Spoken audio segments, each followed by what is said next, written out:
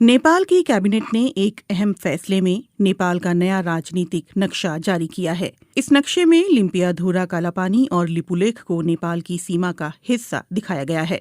नेपाल की कैबिनेट ने इसे अपना जायज दावा करार देते हुए कहा कि महाकाली यानी शारदा नदी का स्रोत दरअसल लिम्पियाधुरा ही है, जो फिलहाल भारत के उत्तराखंड का हिस्सा है। भारत इससे इनकार करता रहा है। नेपाल की कैबिनेट का फैसला भारत की ओर से लिपुलेख इलाके में सीमा सड़क के उद्घाटन के 10 दिनों बाद आया है। लिपुलेख से होकर ही तिब्बत चीन के मानसरोवर जाने का रास्ता है। इस सड़क के बनाए जाने के बाद नेपाल ने कड़े शब्दों में भारत के कदम का विरोध किया था। भारत के कदम का विरोध काठमांडू में नेपाल की संसद से लेकर काठमांडू की सड़कों तक दिखा। दरअसल 6 महीने पहले भारत ने अपना नया राजनीतिक नक्शा जारी किया था, जिसमें जम्मू और कश्मीर राज्य को 2 केंद्र शासित प्रदेशों जम्मू कश्मीर और लद्दाख के रूप में दिखाया गया था। इस नक्शे में लिम्पियाधुरा कालापानी और लिपुलेख को भारत का हिस्सा बताया गया था। नेपाल इन इलाकों पर लंबे समय से अपना दावा जताता रहा है। नेपाल के कृषि और सहकारिता मामलों के मंत्री घनश्याम भूसाल ने कांतिपुर टेलीविजन से कहा,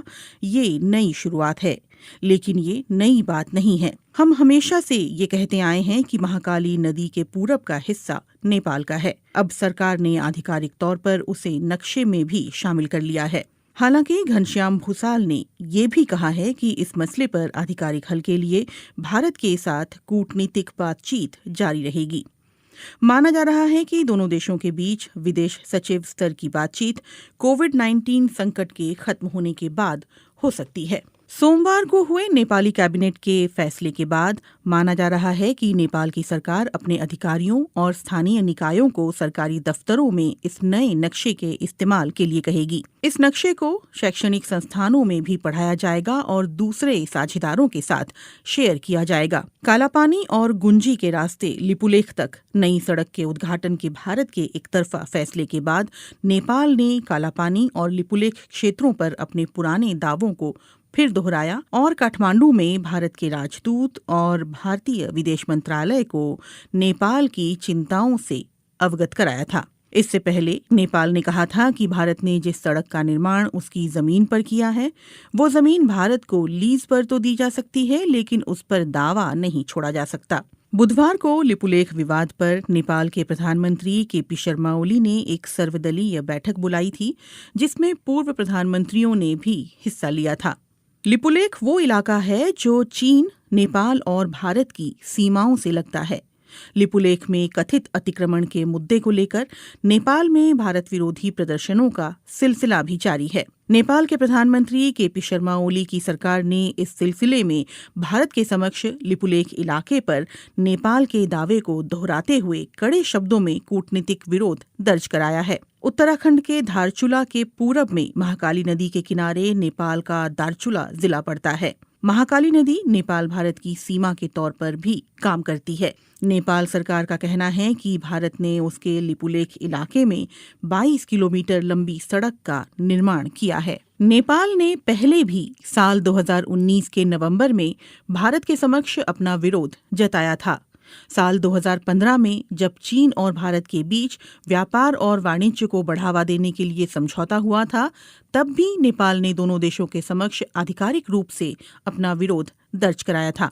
भारत चीन के बीच हुए समझौते को लेकर नेपाल ने पहले भी साल 2019 के नवंबर में भारत के समक्ष अपना विरोध जताया था। साल 2015 में जब चीन और भारत के बीच व्यापार और वाणिज्य को बढ़ावा देने के लिए समझौता हुआ था, तब भी नेपाल ने दोनों देशों के समक्ष आधिकारिक रूप से अपना विरोध दर्ज कराया था। नेपाल का कहना है कि इस समझौते के लिए ना तो भारत ने और ना ही चीन ने उसे भरोसे में लिया, जबकि प्रस्तावित सड़क उसके इलाके से होकर गुजरने वाली थी।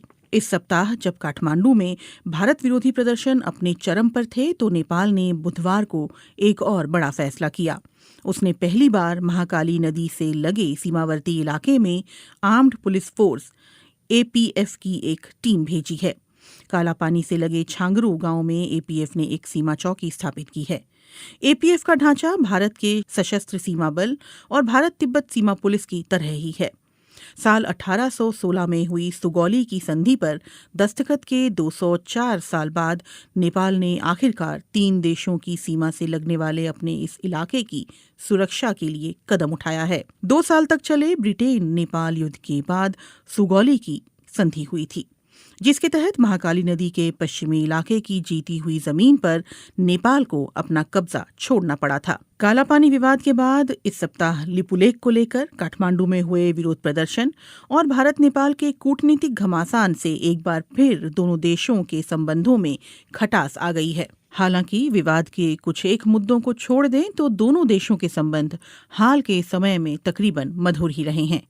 इसी महीने प्रधानमंत्री नरेंद्र मोदी और केपी शर्मा ओली ने कोविड-19 की महामारी के खिलाफ एकजुट रहने की प्रतिबद्धता जताई थी, लेकिन लिपुलेख में भारत के सड़क बनाने की घटना ने कई नेपालियों को नाराज कर दिया है। यहां तक कि प्रधानमंत्री केपी शर्मा ओली को ये स्पष्ट करना पड़ा कि नेपाल अपनी जमीन का 1 इंच भी नहीं छोड़ेगा। ऐसे में सवाल उठता है कि अचानक पैदा हुए लिपुलेख विवाद के कारण क्या भारत नेपाल मैत्री खत्म हो जाएगी? महाकाली नदी के उद्गम वाला ये पहाड़ी इलाका नेपाल के लिए इतना महत्वपूर्ण क्यों है? और ये सवाल भी उतना ही मायने रखता है कि लिपुलेख भारत के लिए भी रणनीतिक दृष्टि से इतना अहम क्यों है? नेपाल भारत संबंधों पर कई भारतीय विश्लेषकों का कहना है कि सभ्यता, संस्कृति, इतिहास और भूगोल की दृष्टि से कोई भी 2 देश इतनी नजदीकी नहीं रखते हैं जितने कि भारत और नेपाल हैं। लेकिन 1800 किलोमीटर लंबी सीमा पर दोनों देशों के दरमियान कभी न खत्म होने वाले कई सीमा विवाद भी हैं। दोनों देशों की सरहद ज्यादातर खुली हुई और आड़ी तिरछी भी है। हालांकि अब सीमा पर चौकसी के लिए सुरक्षा बलों की तैनाती बढ़ी है। मुश्किल इस बात को लेकर ज्यादा है कि दोनों देशों की सीमाओं का निर्धारण पूरी तरह से नहीं हो पाया है। महाकाली यानी शारदा और गंडक यानी नारायणी जैसी नदियां दोनों इलाकों में सीमांकन तय करती हैं। वहां मॉनसून के दिनों में आने वाली बाढ़ से तस्वीर बदल जाती है। नदियों का रुख भी साल दर साल बदलता रहता है। कई जगहों पर तो सीमा तय करने वाले पुराने खंभे अभी भी खड़े हैं, लेकिन स्थानीय लोग भी उनकी कद्र नहीं करते। सामान्य परिस्थितियों में लोगों का एक देश से दूसरे देश आना जाना लगा रहता है। भारत और नेपाल के सर्वे अधिकारी और टेक्नीशियंस सालों की साझा कोशिश के बावजूद अभी तक कोई ऐसा नक्शा नहीं बना पाए हैं जिस पर दोनों देश सहमत हों। नेपाल के सर्वे विभाग के पूर्व महानिदेशक बुद्धिनारायण श्रेष्ठ की रिपोर्ट के मुताबिक साल 1850 और 1856 में भारत और नेपाली अधिकारियों ने मिलकर एक नक्शा तैयार किया था। बुद्धिनारायण श्रेष्ठ के मुताबिक महाकाली नदी लिम्पियाधुरा कालापानी से उत्तर पश्चिम में 16 किलोमीटर दूर से निकलती है और सुगौली की संधि में इस नदी को दोनों देशों की सरहद करार दिया गया था। इसलिए इससे साबित होता है कि कालापानी नेपाल का हिस्सा है। लेकिन भारत इन नक्शों को सबूत के तौर पर स्वीकार करने से इनकार करता है।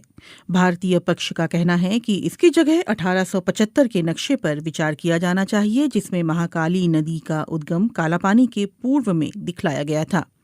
गौरतलब है कि 1875 के नक्शे पर नेपाल के दस्तखत नहीं हैं। काठमांडू में इस मामले पर जानकारी रखने वाले अधिकारियों का कहना है कि नेपाल और भारत की सीमा के निर्धारण का काम ज्यादातर पूरा कर लिया गया है। हालांकि नदी वाले इलाकों में ये काम पूरा नहीं हो पाया है। नेपाल की पश्चिमी सीमा पर महाकाली नदी और दक्षिणी सीमा पर गंडक नदी दोनों देशों की सीमा निर्धारण करती है, लेकिन यहाँ नक्शा तय करने का काम अभी भी अधूरा है। दोनों देशों के सर्वे अधिकारी और टेक्नीशियंस महाकाली और गंडक नदी पर सीमांकन के बिंदुओं के निर्धारण पर सहमत नहीं हो पा रहे हैं, क्योंकि नदियों के बहाव की दिशा बदलती रहती है। इन नदियों का रुख बीते दशकों में लगातार बदलता रहा है। लिपुलेख का विवाद ऐसे ही इलाके से जुड़ा हुआ है। नेपाल का कहना रहा है कि लिपुलेख पर्वत महाकाली नदी के पूर्व में स्थित है, जिसकी वजह से कुदरती तौर पर ये इलाका नेपाल का हिस्सा बन जाता है, और ये बात सुगौली की संधि में भी साफ तौर पर कही गई है। एनसाइक्लोपीडिया ब्रिटानिका के अनुसार सुगौली की संधि से ब्रिटेन नेपाल युद्ध की औपचारिक तौर पर समाप्ति हुई थी। संधि की शर्तों के तहत नेपाल ने तराई के विवादास्पद इलाके और महाकाली नदी के पश्चिम में सतलुज नदी के किनारे तक जीती हुई जमीन पर अपना दावा छोड़ दिया था। अगर सुगौली की संधि ये स्पष्ट रूप से कहती है कि महाकाली नदी का पूर्व का इलाका नेपाल का है, तो फिर समस्या कहाँ है? नेपाली इतिहासकारों और सर्वे अधिकारियों का कहना है कि दोनों देशों के बीच गलतफहमी इस बात को लेकर है कि महाकाली नदी का उद्गम स्थल कहाँ है और विवाद की जड़ यही है। इसीलिए सवाल उठता है कि महाकाली नदी कहाँ से निकलती है, लिम्पियाधुरा की पहाड़ियों से या फिर लिपुलेख से। गुंजी गांव के पास जहां लिपुलेख जाने वाली सीमा सड़क बीते शुक्रवार खोली गई थी, वहां दो छोटी नदियां आकर मिलती है। एक धारा दक्षिण पूर्व के लिम्पियाधुरा की पहाड़ियों से निकलकर आती है, तो दूसरी धारा दक्षिण में लिपुलेख से आती है। नेपाल के विशेषज्ञ और अधिकारियों का कहना है कि महाकाली नदी लिम्पियाधुरा से निकलकर उत्तर पश्चिम में भारत के उत्तराखंड की ओर बढ़ती है, लेकिन इसके ठीक उलट भारतीय पक्ष का कहना है कि महाकाली नदी का रुख नेपाल की ओर उत्तर पूर्व में है। उनका कहना है कि लिपुलेख से निकलने वाली जलधारा ही दरअसल महाकाली नदी का स्रोत है और इसी से दोनों पड़ोसी देशों की सीमाओं का निर्धारण होता है। 8 मई को लिपुलेख के लिए सड़क मार्ग खोले जाने के बाद आई नेपाल की कड़ी प्रतिक्रिया पर भारत ने इस फैसले का बचाव करते हुए कहा कि किसी भी नेपाली क्षेत्र का अतिक्रमण नहीं किया गया है और ये सीमा सड़क कैलाश मानसरोवर की पारंपरिक धार्मिक यात्रा के रूट पर ही बनाई गई है। लेकिन नेपाली इतिहासकारों, अधिकारियों और जहां से भारत ने 8 मई को लिपुलेख जाने वाली सड़क का रास्ता खोला है, यानी गुंजी गांव के लोगों का ये कहना है कि नेपाली पक्ष के पास इस बात को लेकर पर्याप्त सबूत हैं कि सुगौली की संधि के अनुसार लिपुलेख और उस इलाके के कई गांव नेपाली क्षेत्र में आते हैं। विवाद दूसरे इलाकों को लेकर भी है।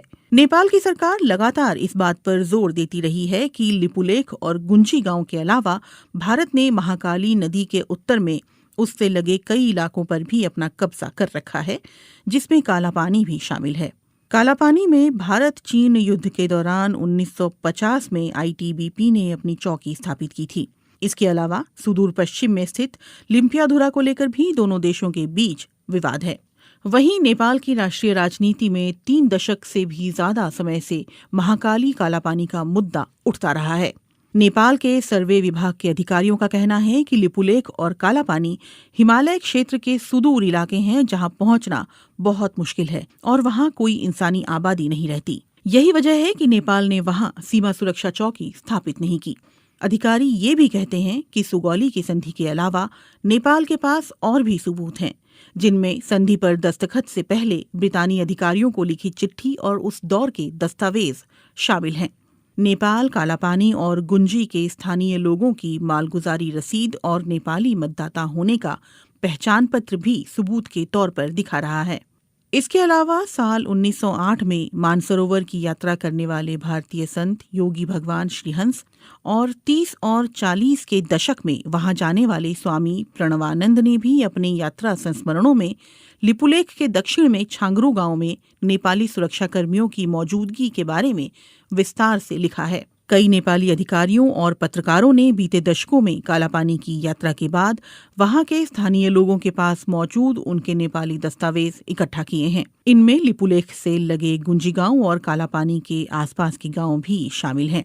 भारत नेपाल के दावे को खारिज करता रहा है। काठमांडू में भारतीय दूतावास और उसके विदेश मंत्रालय ने अपनी तरफ से माहौल शांत करने की कोशिश करते हुए कहा है कि दोनों देशों के विदेश सचिव स्तर की वार्ता में इन मुद्दों पर बात की जाएगी। नेपाल में संसद से सड़क तक भारत विरोधी नारे गूंज रहे हैं और इसके बावजूद कालापानी और लिपुलेख को लेकर दोनों देशों के बीच छिड़ा विवाद सुलझता हुआ नहीं दिख रहा।